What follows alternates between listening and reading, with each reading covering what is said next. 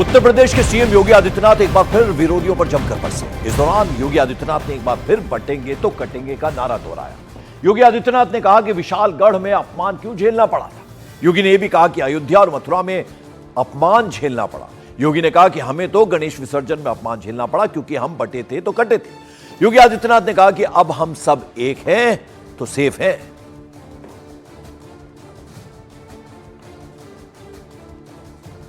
गणपति बप्पा की शोभा यात्रा पर कोई पथराव करे, ये बर्दाश्त नहीं हो सकता है, ये स्वीकार्य नहीं हो सकता है। और इसलिए पथराव होता है क्योंकि हम बटे हैं। रामनवमी की शोभा यात्रा पर इसलिए पथराव होता है क्योंकि हम बटे हैं।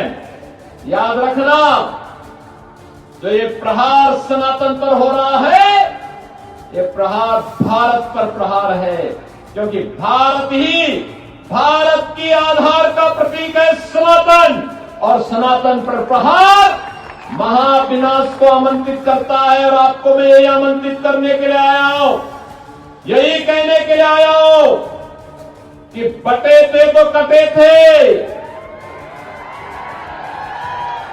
अब बटेंगे नहीं तो कटेंगे भी, एक रहेंगे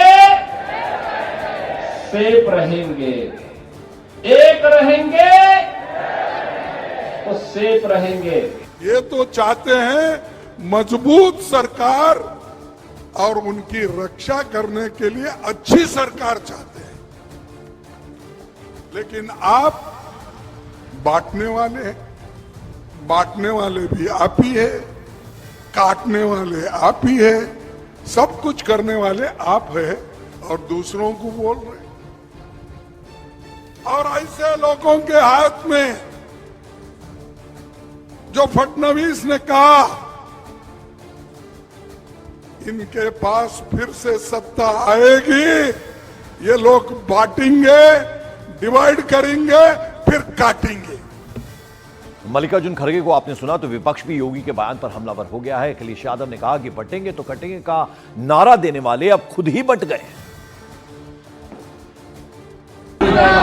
वो अंग्रेजों के विचारों से मिलता हुआ दिया उन्होंने। ये अंग्रेजों के विचारवंशी लोग हैं। अभी तक तो ये बटोगे कटोगे दूसरों को बता रहे थे, ये खुद ही बट गए हैं उस नारे को लेकर के।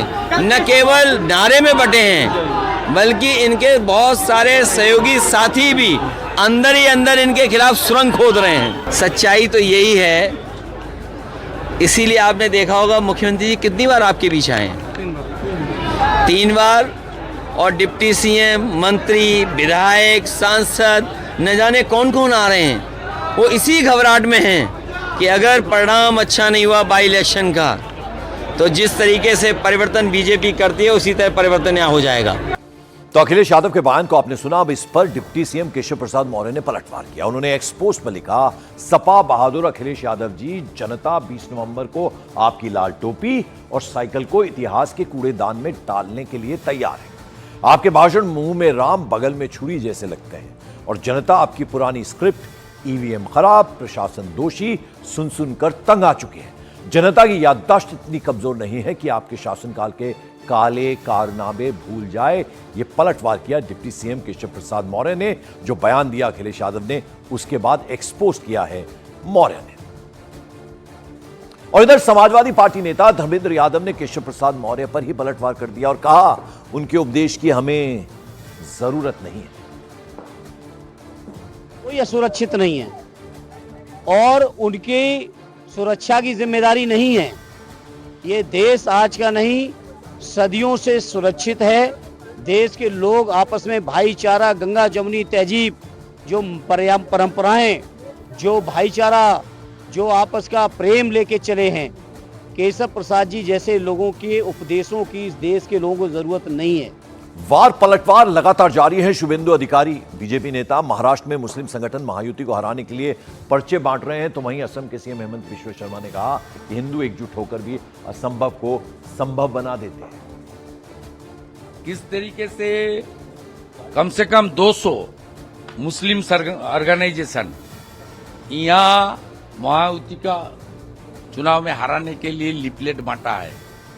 जिस तरीके से मौलाना का स्टेटमेंट आ रहा है, जिस तरीके से वाईसी का भड़काव बनाने वाला स्टेटमेंट आ रहा है, इसमें तो नफरत का राजनीति कौन करता है, बांटने का कोशिश कौन कर रहा है, वो तो देख लिया आपने। जिस तरीके से रोहिंग्या ने देश को बर्बाद कर रहा है, ममता बनर्जी घुसा रहा है, इसमें अब टाइम आ गया सब सनातनी को एकजुट होकर राष्ट्रभक्ति शक्ति को, इस देश विरोधी ताकत को रोकना। हिंदू एक होते हैं ना, हिंदू समझकर करके रख देते हैं।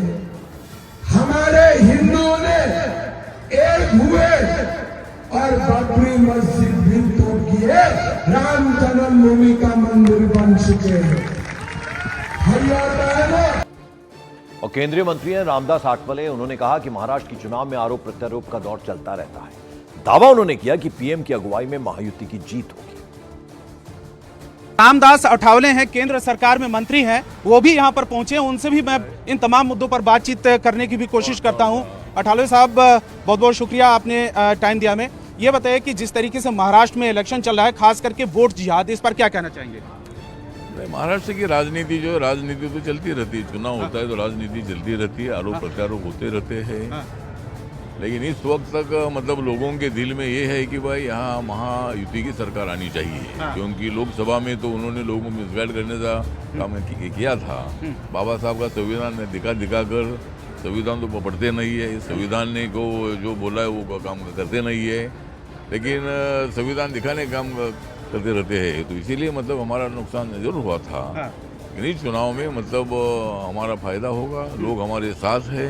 बहुत सारी योजनाएं हमने मतलब पूरे देश भर में और महाराष्ट्र में हमारी योजना आई है, और नरेंद्र मोदी जी के नेतृत्व में हमें अच्छी सफलता मिलेगी और कम से कम 170 तक सीटें हमारी चुनकर आएगी, ऐसा हमें पूरा विश्वास है। शुक्रिया। और महाराष्ट्र के धारावी में चुनावी लड़ाई एकनाथ शिंदे की पार्टी शिवसेना और एमबीए से कांग्रेस उम्मीदवार के बीच है। दोनों ही पार्टियों के कैंडिडेट्स अपनी अपनी जीत का दावा कर रहे हैं और एक दूसरे पर वार पलटवार कर रहे हैं। न्यूज 18 इंडिया ने दोनों ही कैंडिडेट से बात की, क्या कहना है उनका जरा सुनिए। क्या आपको फायदा इस जनता के बीच इसका मिल रहा है, प्यार मिल रहा है? पिताजी और बड़ी बहन यहाँ चुनावी मैदान में पहले रहे थे। जरूर जरूर, क्योंकि उन्होंने यहाँ काम किया है। जब लोग 40 साल चुन के आते हैं तो कुछ काम होता है तभी चुन के आते हैं, और उनको जैसे प्यार मिला है, आशीर्वाद मिला है, वैसे ही मेरे को भी प्यार और आशीर्वाद मिल रहा है। एक सवाल और, इन दिनों जो है वोट जिहाद का बहुत ज्यादा मामला चल रहा है पूरे महाराष्ट्र की राजनीति में। वोट जिहाद वगैरह कुछ नहीं, हमारे धारावी में हम सब एक साथ है, हमारा मिनी इंडिया है। यहाँ सब जाति धर्म के लोग एक साथ प्यार मोहब्बत से रह रहे हैं, पहले से भी रह चुके हैं और आगे भी रहने वाले हैं। बीजेपी ने यहाँ बहुत चाहा था कि यहाँ जातीय दंगले करवाए, लेकिन यहाँ कुछ उनकी दाल गली नहीं, और वैसा ही हमारा यहाँ होगा कि प्यार भरा जो हमारे नेता जी ने कहा है कि हमारे मोहब्बत की दुकान है, तो मोहब्बत की दुकान यहाँ चल रही है और अच्छे से चल रही है। इसका क्या मतलब है, क्यों लगा है? इसका मतलब एक ही सिंपल है, मेरिट के आधार पर। जो बाबा साहब का संविधान है, बाबा साहब जिन्होंने संविधान की निर्मित की, उस संविधान का अर्थ क्या था, संविधान का मूल मुद्दा क्या था कि समाज में से कोई भी वर्ग, मतलब वो दलित हो, वो पीड़ित हो, गरीब हो, हर किसी को राज्यकर्ता बनने का अधिकार होना चाहिए। उसको उसके अधिकार मिलने चाहिए। जाति के आधार पर, धर्म के आधार पर या वंश के आधार पर राजा का बेटा ही राजा बनेगा, ये जो हमारी योजना थी, सालों से हिंदुस्तान की परंपरा थी, वो परंपरा बाबा साहब ने संविधान के माध्यम से तोड़ी, और वो संविधान का अपमान धारावी में हो रहा है। वो संविधान को तोड़ा जा रहा है कि मेरा बेटी पहले एकनाथ गायकवाड़ जी ने संविधान के तहत ही वो राजा बने, धारावी में राज्य किया, उसके बाद कोई मेरिट नहीं था, और ये योजना में हमारी